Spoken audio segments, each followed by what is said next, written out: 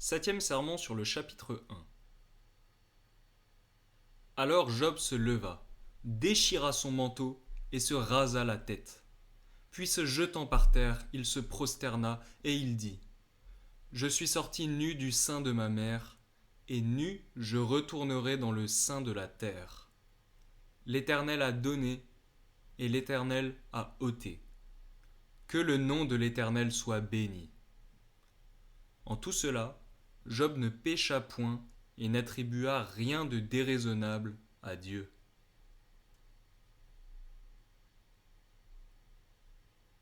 Nous disons souvent que la patience est une grande vertu, et c'est effectivement le cas. Cependant, très peu de gens savent ce que signifie ce mot de patience. C'est pourquoi on peut juger que nous ne nous soucions guère d'être patients et de posséder cette vertu que nous estimons tant. Puisque Dieu voit une telle nonchalance chez les hommes, il veut placer sous nos yeux ce qui nous est si nécessaire. En effet, si nous ne sommes pas patients, il faut que notre foi s'évanouisse, car elle ne peut s'entretenir sans ce moyen. Et pour qu'il en soit ainsi, Dieu veut que, parmi les misères de ce monde, nous ayons toujours un cœur paisible.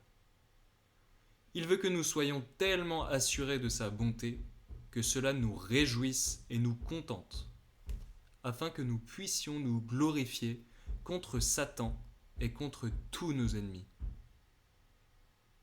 Mais comment cela est-il possible, si ce n'est en regardant plus haut que ce monde ?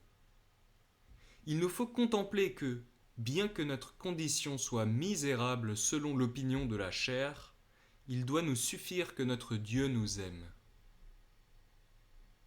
Ce passage est l'un des plus excellents de la Sainte Écriture pour nous montrer ce qu'implique le mot de patience. Il faut que nous y soyons enseignés, si nous voulons que Dieu nous reconnaisse comme patients dans nos afflictions. Nous disons communément qu'un homme est patient, même s'il n'a aucune véritable patience. En effet, quiconque souffre du mal sera appelé patient. Cependant, retenons que pour être vraiment patient, il faut que nous modérions notre tristesse. S'il y a du mal, qu'il soit adouci par la reconnaissance que Dieu ne cesse jamais de procurer notre salut. Reconnaissons qu'il faut que nous lui soyons assujettis et qu'il est tout à fait juste qu'il nous gouverne selon sa volonté. Voilà en quoi se manifeste la patience. Or, il n'y a rien de meilleur ni de plus utile que de contempler le miroir qui nous est proposé ici. Nous avons vu que Job aurait pu être anéanti, ayant reçu tant de mauvaises nouvelles. Or, le texte dit qu'il s'est levé, qu'il a déchiré son manteau, qu'il s'est rasé la tête et qu'il s'est jeté par terre pour s'humilier devant Dieu. Nous voyons ici en premier lieu que ceux qui sont patients traversent bien une réelle affliction. Ils se sentent affligés et angoissés dans leur cœur. En effet, si nous étions comme un tronc de bois ou une pierre, il n'y aurait aucune vertu en nous. Un homme qui n'aurait aucune conscience de son mal serait-il digne d'être loué ? Nous verrons parfois un pauvre fou qui rira et se moquera de tout le monde, alors qu'il est au bord du tombeau. Mais c'est simplement parce qu'il n'a aucune conscience de son mal. Il est dit ici que Job a déchiré son manteau. Il semble qu'il veuille s'aiguillonner pour être encore plus triste qu'il ne l'était. En effet, un homme qui se voit ainsi défiguré est effrayé par lui-même. Puis, lorsqu'il en vient à se couper les cheveux, on pourrait croire qu'il a cherché des moyens pour s'exciter et augmenter son deuil, comme s'il se donnait des coups d'éperon. Et cela, comme je l'ai dit, serait bien à condamner. Mais notons d'abord que l'Écriture a voulu nous exprimer que la tristesse de ce saint personnage était si grande et si véhémente qu'il n'a pas pu s'empêcher d'utiliser les coutumes de l'époque. Il a déchiré son manteau pour montrer qu'il ressentait une telle angoisse qu'elle l'avait blessé jusqu'au plus profond du cœur. Voilà ce que l'Écriture nous exprime. Cependant, bien que les hommes doivent être sur leur garde pour ne pas être engloutis par la tristesse quand ils sont affligés, il faut tout de même que nous réfléchissions lorsque Dieu nous envoie du mal. car l'attitude commune qui consiste à repousser toute affliction est très mauvaise.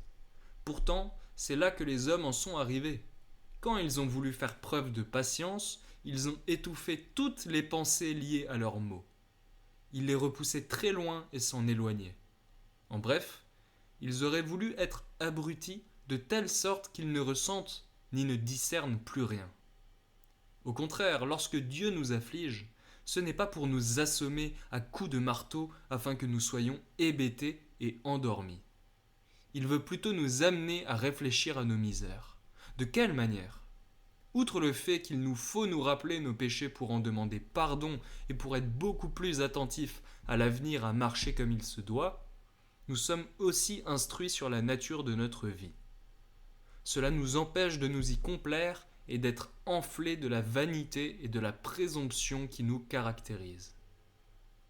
Cela nous permet ensuite de reconnaître l'obligation que nous avons envers notre Dieu, parce qu'il nous traite avec tant de douceur et nous porte comme dans son giron.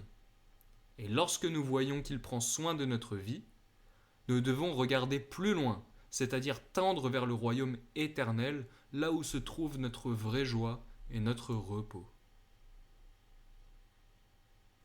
C'est ainsi que Dieu ne cesse de nous faire miséricorde lorsqu'il nous envoie quelques afflictions.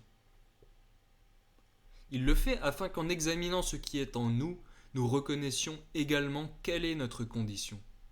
De même, il est bon et utile que les fidèles, lorsque Dieu les afflige, s'exhortent à réfléchir sur eux-mêmes.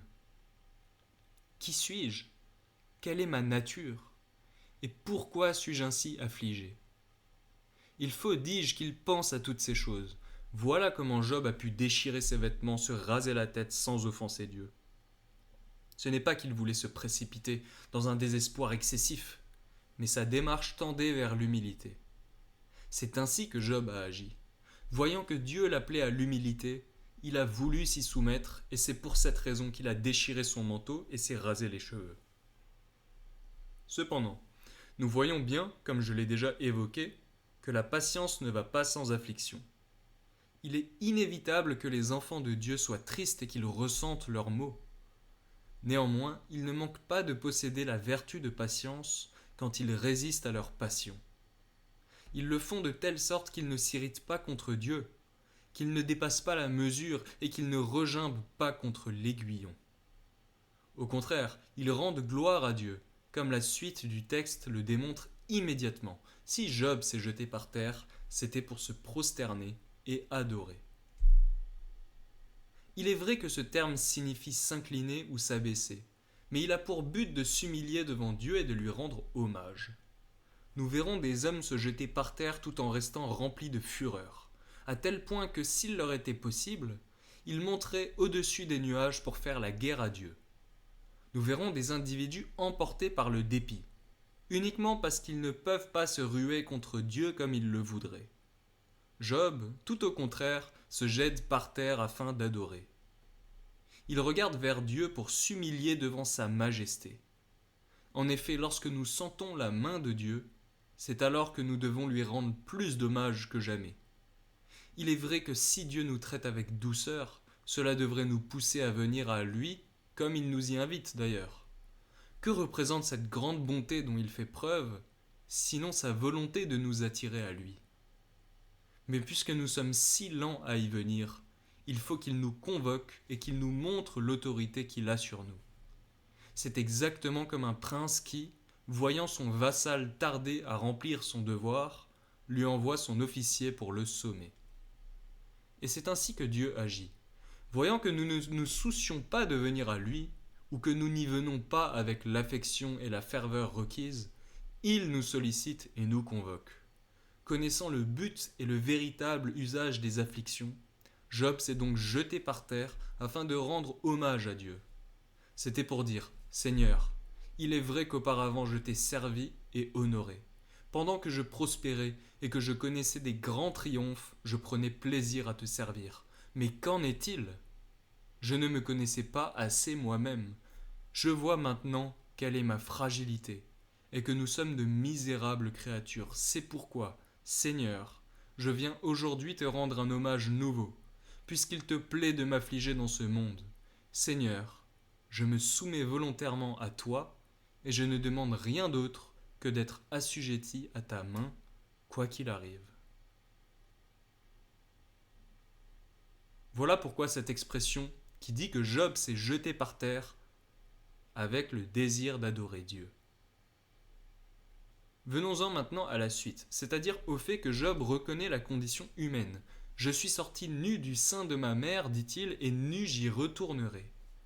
Lorsqu'il dit j'y retournerai, il parle d'un autre ventre, à savoir le sein de la terre, qui est la mère de tous.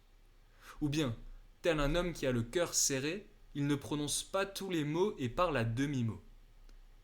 Nous verrons en effet que ceux qui sont affligés à l'extrême n'expriment pas toutes leurs pensées. Toutefois, cette déclaration est très claire. Job veut dire « Eh bien, il faut que je retourne dans la terre, tout comme je suis sorti du sein de ma mère. »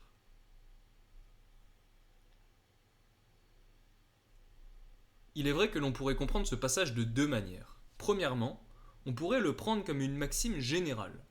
Les hommes viennent nus au monde, et lorsqu'ils y retournent, il en va de même. Ils n'emportent ni leur richesse, ni leurs honneurs, ni leur pompe, ni leur plaisir. Il faut qu'ils s'en aillent en pourriture et que la terre les reçoive. Cependant, la seconde interprétation est plus pertinente. Job applique cela à sa propre personne. C'est comme s'il disait « J'étais sorti nu du sein de ma mère. Pour un temps, Dieu a voulu m'enrichir. J'ai possédé une grande quantité de bétail. J'ai eu de nombreux serviteurs et une multitude d'enfants. En bref, j'étais abondamment revêtu de grâce et de bénédictions que Dieu m'avait accordées. Or, il veut maintenant que je m'en aille tout nu. Il m'avait enrichi de toutes ces choses, il me les a enlevées pour que je retourne à mon état initial et que je me prépare désormais à descendre au tombeau. » Cette phrase est particulièrement digne d'attention. En effet, Job n'aurait pas pu mieux prouver sa patience qu'en se résignant à être tout nu, puisque tel était le bon plaisir de Dieu. Certes, les hommes ont beau tergiverser, ils ne peuvent forcer la nature. Il faut, inévitablement, et malgré eux, qu'ils retournent tout nus au sépulcre. Même les païens ont reconnu qu'il n'y a que la mort pour montrer la petitesse des hommes. Pourquoi ? Parce que nous sommes insatiables dans nos désirs. Mais une fois morts, que se passe-t-il ? Il ne nous faut de la terre que la longueur de notre corps pour y être mis en pourriture et être réduit à néant. C'est ainsi que la mort révèle ce que nous sommes et notre nature. Pourtant, on en voit beaucoup qui luttent contre cette nécessité. Ils se font construire des magnifiques sépulcres et ils exigent des funérailles triomphales. Il semble que ces gens veuillent résister à Dieu, mais ils n'y parviennent évidemment pas. Quoi qu'il en soit, telle est la condition générale des hommes. Quant à nous, il faut que nous supportions patiemment d'être dépouillés, même si nous avons été revêtus de biens et de richesses. Il faut, dis-je, que nous acceptions que Dieu nous prive de tout. Nous devons accepter de rester entièrement nus et démunis, d'être prêts à retourner au tombeau dans cet état. C'est par là, dis-je, que nous prouverons notre patience. Et c'est précisément ce que Job a voulu signifier dans ce passage. Ainsi, chaque fois que nous manquerons des biens de ce monde, que nous aurons faim et soif, que nous serons accablés par diverses afflictions et que nous serons sans aucun secours, pensons à notre origine. Regardons-nous nous-mêmes. Considérons qui nous sommes et d'où nous venons. Car les hommes abusent du soin paternel que Dieu leur porte lorsqu'il pourvoit à leurs besoins. Il est vrai que nous devons avoir cette certitude profondément imprimée dans nos cœurs. Dieu ne veut pas que nous manquions de quoi que ce soit. Il ne nous a pas placés dans ce monde sans vouloir nous y nourrir. Mais il nous faut toujours reconnaître que cela nous vient d'ailleurs. Nous ne devons pas penser posséder de plein droit ce que nous recevons de la bonté gratuite de notre Dieu. Imaginons qu'un homme me nourrisse par pure générosité et me dise « Venez tous les jours, vous aurez tant de vin et tant de pain, je veux subvenir à vos besoins. Je ne m'y oblige pas envers vous, mais je vous le donne. » Si je voulais ensuite intenter un procès pour contraindre celui auprès de qui je dois mendier ma subsistance chaque jour, si je voulais transformer en rente obligatoire ce qu'il me donne par pure libéralité, ne serait-ce pas une ingratitude abjecte? Je mériterais qu'on me crache au visage. À plus forte raison, nous sommes tenus de recevoir les biens que Dieu nous accorde avec la plus grande modestie. Nous devons savoir qu'il ne nous doit rien. Puisque nous sommes pauvres, il nous faut venir à lui chaque jour pour mendier sa libéralité infinie. C'est pourquoi lorsque nous serons dans le besoin, recourons à cette vérité, comme je l'ai dit. Reconnaissons ceci, d'où suis-je sorti? Du sein de ma mère, tout nu, comme une pauvre créature misérable. Il a fallu me secourir et me tirer de l'indigence dans laquelle je me trouvais. J'aurais inévitablement péri si je n'avais pas été secouru de l'extérieur. Il a donc plu à Dieu de me nourrir et de m'entretenir jusqu'à présent, et de m'accorder des grâces dont le nombre est infini. Par conséquent, s'il veut maintenant m'affliger, il est tout à fait juste que je supporte tout cela avec patience, puisque cela vient de sa main.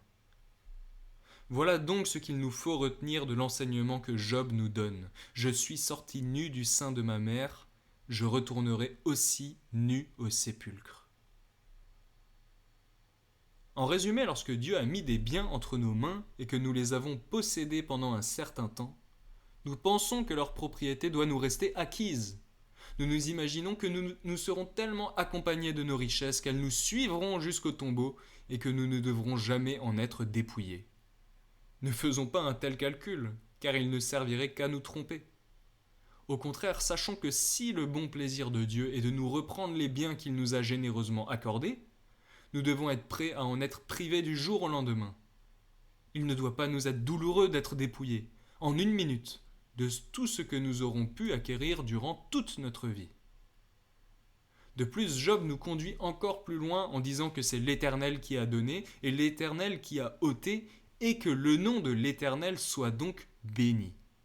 Lorsqu'il déclare que Dieu avait donné, il montre qu'il est tout à fait juste que Dieu dispose de ce qu'il a placé entre nos mains, puisque cela lui appartient. En effet, lorsque Dieu nous envoie des richesses, il ne renonce pas pour autant à son droit. Il ne perd pas sa seigneurie, qu'il se doit d'exercer en tant que créateur du monde. Ce titre de créateur implique qu'il a tout fait de telle manière que la toute-puissance et l'empire souverain doivent lui rester acquis. Bien que les hommes possèdent chacun leur part, selon la mesure des biens terrestres que Dieu leur a accordés, il faut néanmoins qu'il en demeure toujours le Seigneur et le Maître. Connaissant cette vérité, Job s'assujettit donc entièrement à la bonne volonté de Dieu. C'est un principe que nous confessons tous comme étant plus qu'équitable, mais paradoxalement, personne ne veut s'y soumettre. La preuve en est que, dès que Dieu nous a laissé jouir d'un bien pendant 3 jours, il nous semble, s'il vient à nous l'ôter, qu'il nous fait une grave injustice et nous murmurons contre lui. Que signifie cette attitude? C'est précisément l'ingratitude que j'ai évoquée tout à l'heure. Il nous semble que si Dieu s'est montré généreux envers nous, une seule fois par sa bonté gratuite, il ne doit plus jamais nous faire défaut, quoi que nous fassions. Voilà donc une maxime qui est assez connue, mais qui est si mal pratiquée qu'il est évident qu'elle n'est comprise que par un très petit nombre. C'est pourquoi il nous faut d'autant plus méditer sur ce que signifie cette parole. L'Éternel a donné, l'Éternel a ôté. Reconnaissons la souveraine liberté de notre Dieu. Il a le droit de nous accorder la jouissance de ses biens, mais aussi de nous en priver en une minute lorsqu'il lui plaît. C'est aussi pour cette raison que le texte ajoute en conclusion, en tout cela, Job ne pécha point et n'attribua rien de déraisonnable à Dieu. Le texte hébreu dit littéralement que Job n'a rien avancé ni imposé à Dieu qui fût sans raison.